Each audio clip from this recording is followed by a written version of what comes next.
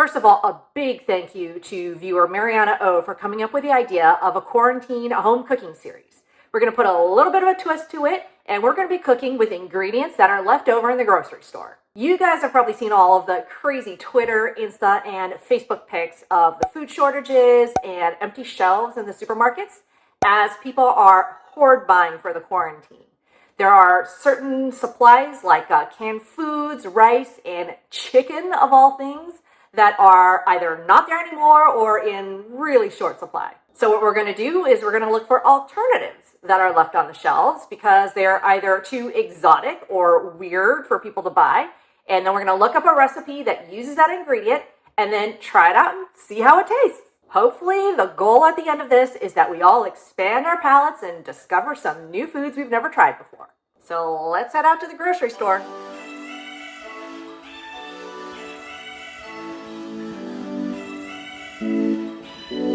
All right, guys, I've got my mask on and I got my gloves with me. Let's head into the store. There's already a queue for it.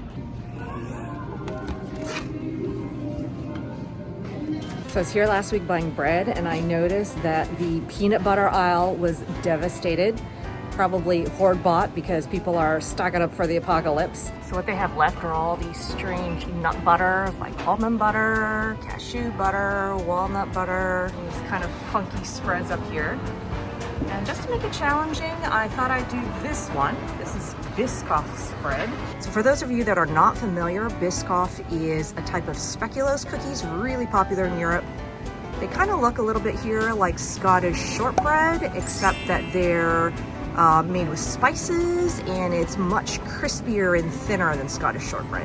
This is really popular in Northern Europe, so like Germany, the Netherlands, Belgium, and Luxembourg. Actually, I think this is a Belgium company, and they normally eat this in the mornings with their coffee, so it's like a breakfast alternative. And actually the name Biscoff comes from a combination of the word biscuit, which is kind of what they call cookies in Europe, and coffee. And they eat it all sorts of other ways. Another really popular one is the biscuit straight, just sandwiched in between two pieces of buttered white bread. And probably this is an extension of that concept, so you could just spread this directly on your bread.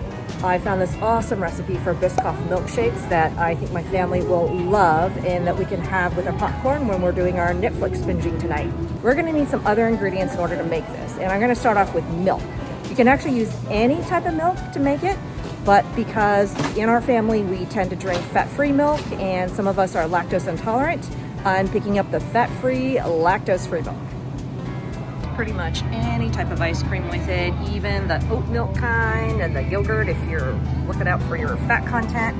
I think this pistachio probably would do really good, and the salted caramel here too. I am just gonna get this plain vanilla. We'll need a package of whole Biscoff cookies that we can crumble into the milkshakes for texture. And optionally, you can get some whipped cream to put on top of your milkshake. I actually like to do it the old-fashioned way, and I just get the plain old whipping cream and I whip it myself. Also optional is some ground cinnamon, but I already got that at home.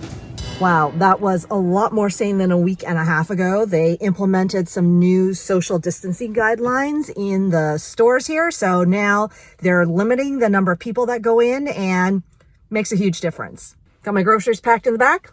Let's head home and make some shakes. Here's all the ingredients I got at the store, plus the ground cinnamon from my pantry. You'll also need some equipment. If you're going to whip your own cream, a bowl with either a manual beater or hand mixer, but I'm going to experiment today with the immersion blender. You'll also need a good blender and a mallet and Ziploc bag for breaking up the whole cookies.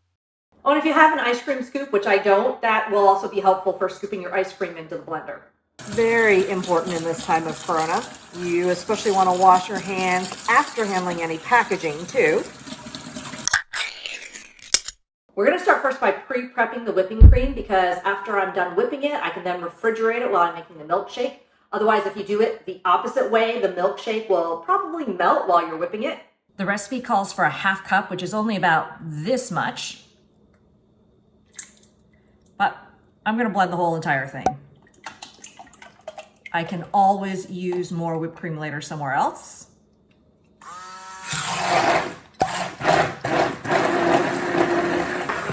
Oh yeah, starting to get a little thick here. You probably need to scrape down the edges every once in a while just to reincorporate the stuff that flies off onto the sides. I want to whip it until it gets nice stiff peaks. So that's kind of when, like, see this? How it's all stuck to my immersion blender and it doesn't drip off. All right, we're gonna put a little cellophane on that to wrap it up. And into the fridge. Can't waste the cream. Next, we're gonna crush some of these Biscoff cookies. So you need your package here, a mallet, and a Ziploc bag. Let's open the package.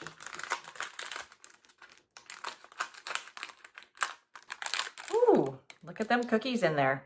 The recipe calls for 2. I know I'm gonna do another 3. So like 5 in total, 2.5 cookies each glass.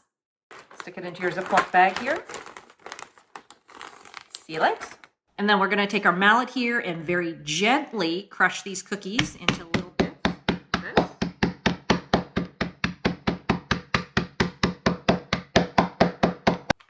So here we are, and how crumbly you want it is totally up to a personal taste choice here.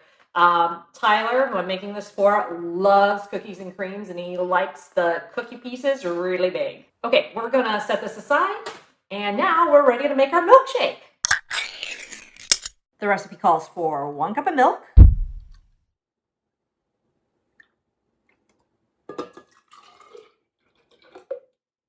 a 1/4 cup of the Biscoff cookie spread, which is about this much. I'm not gonna use a scoop. I'm just gonna kind of eyeball it. So roughly 2 teaspoons like this.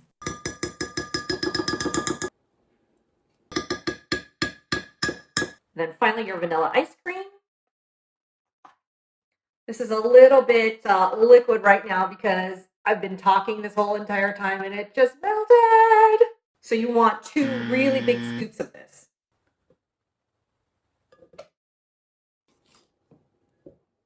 One more. Okay, that feels about 3. Time for the cookie bits. You want to reserve a little bit to sprinkle on top, but otherwise you could put the rest in there. That looks about right. Okay, top on the blender. Seed it in. Time to give it a bit of a whirl.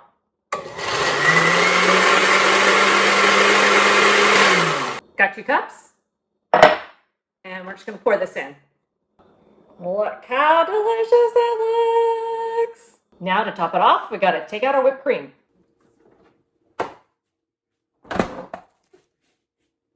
We're just going to scoop this directly into here.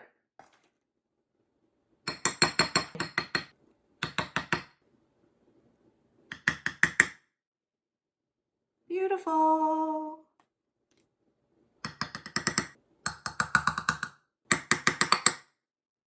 Ta-da! I'm going to be fancy and wipe down the edges with a paper towel so it looks professional. Then we're going to finish this off with a little pinch of Biscoff cookie on the top. And the finishing touch, a little sprinkle of cinnamon. Et voila! Biscoff shakes.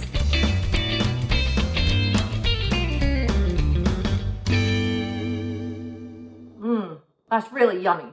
Super decadent. Tastes a little bit like gingerbread in a cup. And that ice cream in this really mellows out the speculoos nicely. I think we should get Tyler to try it. Hey Tyler, want to try some Biscoff milkshake? What do you think?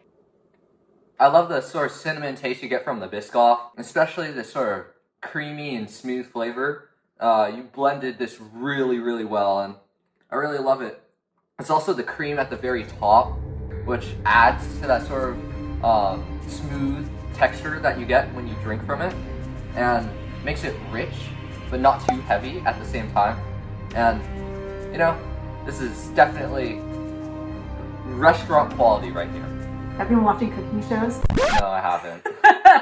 Giving like a professional review. Would you make this yourself? I mean, I would if I was not lazy. All right. See you later. Go take it to your room. Bye. Bye. What'd you think of my quarantine recipe? If you give it a try, let me know how it goes. And here's a challenge for you. If you see any other exotic ingredients in the grocery store that you'd like to see me try to make into something edible, let me know what it is down in the comments below. Okay, time for some Netflix binging. See you next time. Peace.